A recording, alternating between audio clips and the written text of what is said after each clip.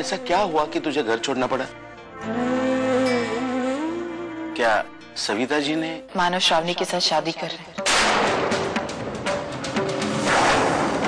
ये तो हद हो गई है बेशर्मी की।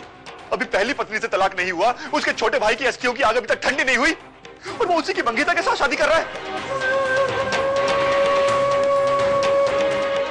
वहां जाकर तुझे क्या मिला? पति का विश्वासघात। तू तो उसकी बहुत इज्जत करती थी, तो फिर? मैं अभी भी उनकी उतनी इज्जत करती हूँ। मानव श्रावणी से शादी कर रहे हैं, ये बात सच है। लेकिन वो किस हालत में उससे शादी कर रहे हैं, आप ये तो जान लीजिए कम से कम। श्रावणी सचिन के बच्चे की मां बनने वाली।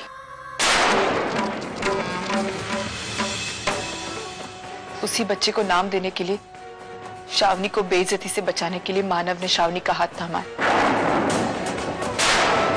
अब क्या कहेंगे आप? यही कि वो गलत है? तू चिंता मत कर बेटा, इस नौटंकीबाज लड़की को मैं अच्छी तरह से जानती हूँ।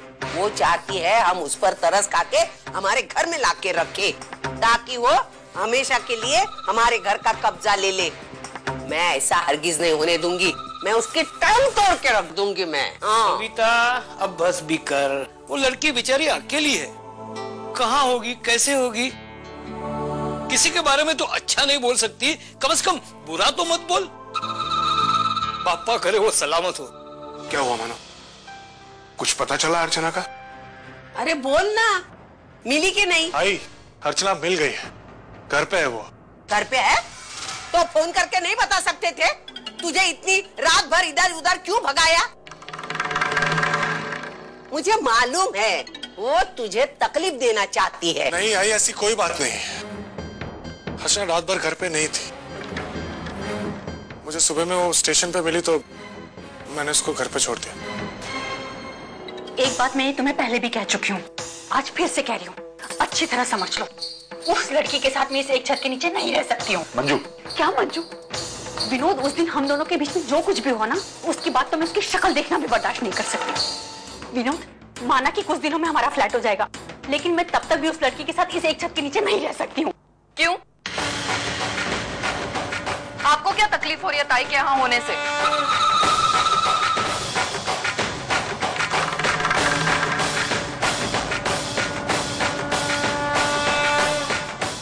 एक मिनट वाहिनी,